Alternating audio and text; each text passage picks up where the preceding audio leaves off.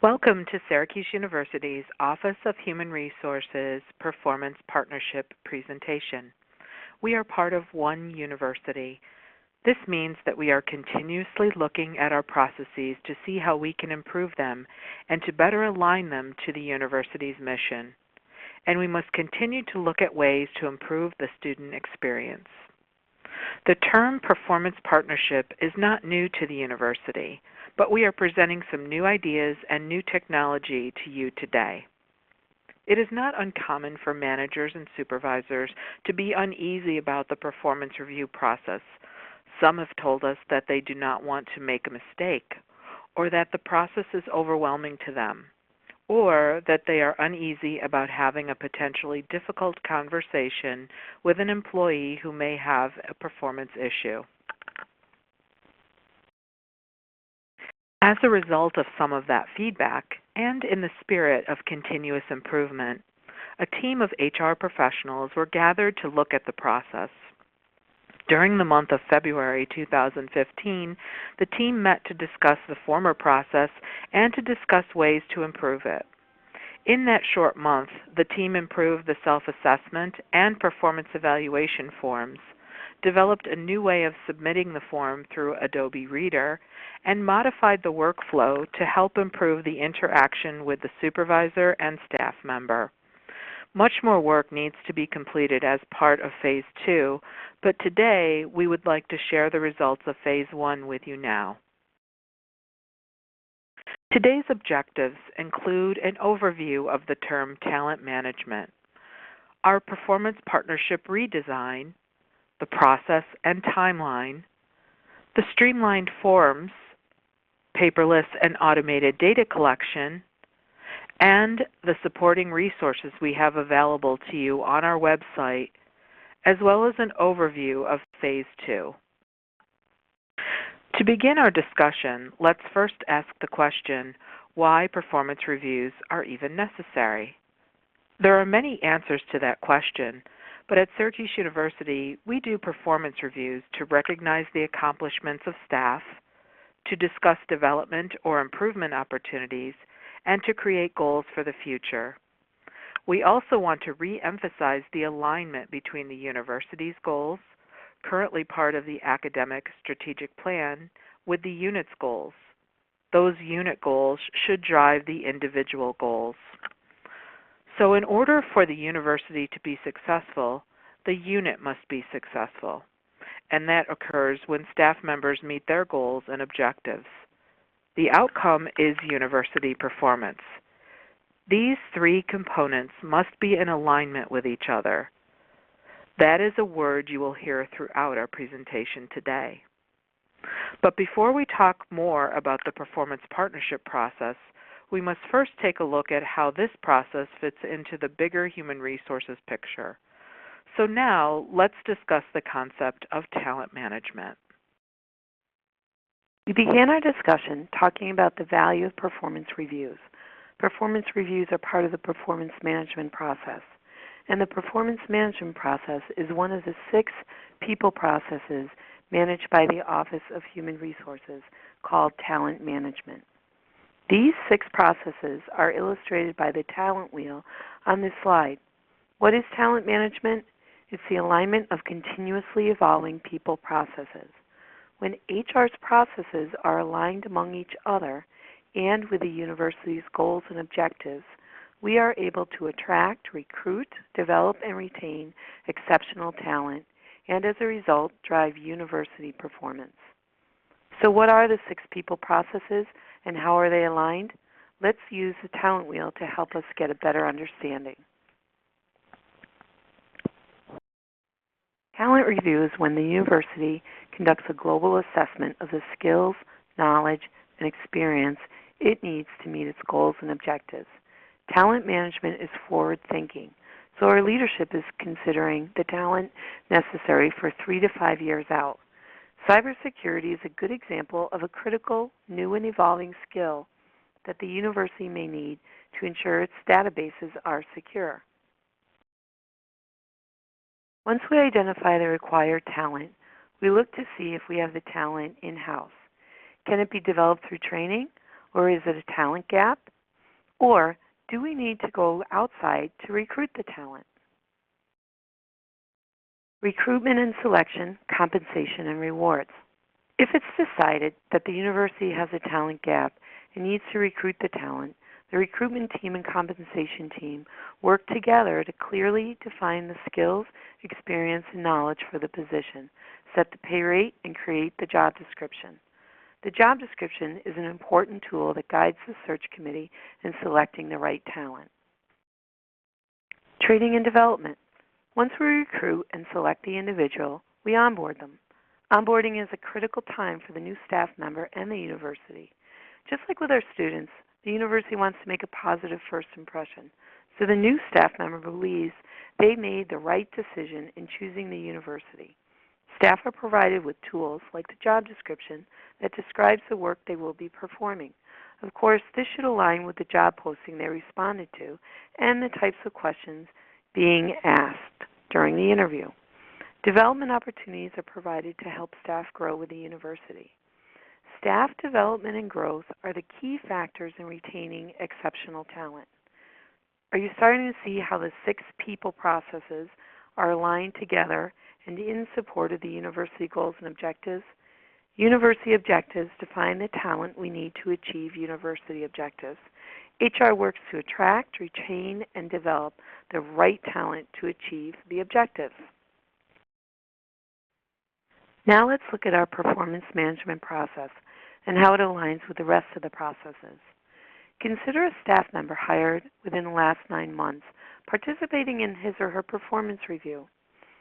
How important do you think it is that the staff member is assessed based on the job description and that the goals set for the next review cycle align with that job description? We have seen how compensation is integrated throughout the talent cycle. Not only does it support the recruitment and development of talent by managing position requirements, but it supports the retention of talent by continually analyzing salary structures and ensuring we are paying fair and competitive wages. We complete the talent wheel with succession planning. This is when we take a look at who is offboarding and we plan for that offboarding. Who is getting ready to retire and how do we plan for that retirement? How do we capture the unique and valued knowledge the staff member has prior to them leaving the university? Do we need someone with the same skill sets or do we need a different skill set? And you can see how the process begins again with talent review. Now that we have defined the talent wheel, let me share with you some of the good work the Office of Human Resources has done in recent months to realign and update some of these people processes. Last October, our recruitment team streamlined the search process so that the focus was more on the selection of a better quality candidate and not so much on the paperwork. They enhanced the search process in order to focus on the attraction and recruitment of diversity candidates so that the process better aligned with the university's commitment to diversity. And just last January, our compensation team began updating job information questionnaires, or JIQs, by asking campus to complete PERS, position evaluation responsibilities. Information collected on the PERS will help us to update job descriptions. We'll be discussing how the PER will be part of this year's performance review later on in our webinar. And this brings us to the purpose of today's webinar, the enhancements the HR team has made to the Performance Partnership Review process. There are 3 primary enhancements. First, the forms. Forms are more acutely aligned with the university's performance objectives. You'll be asked to evaluate outcomes of accomplished goals based on the impact on the school, college, or business unit. When evaluating impact, the form will ask you to consider the impact on the student experience, improving efficiencies, innovating processes, and mitigating risk for the university. Second, competencies. Instead of choosing one of 30 or so competencies from the competency library, you'll be asked to choose a competency from the competency library that aligns with the successful accomplishment of the SMART goal. And third, technology. Instead of Microsoft Word, the performance review form was created in Adobe and Acrobat Reader and requires you and your staff member to apply a digital signature. This will allow the Office of Human Resources to extract and analyze and share performance data and share this data with campus leaders. It will also feed information from this review cycle into next year's review cycle, eliminating the need to re-enter goals next year.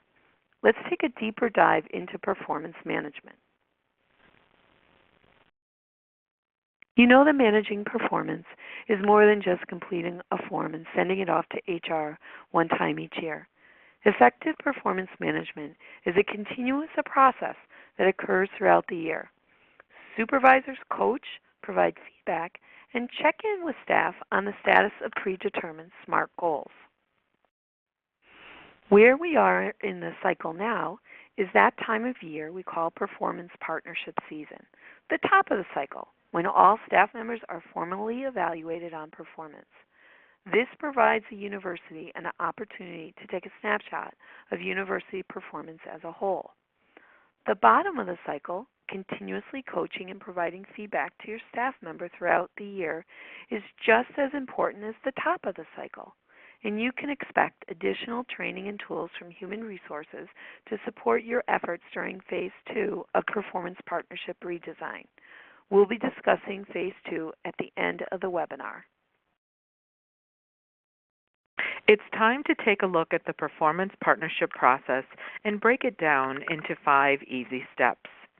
All of the tools and forms we are discussing here today are also available on our website, which is performance.syr.edu. Again, it's performance.syr.edu.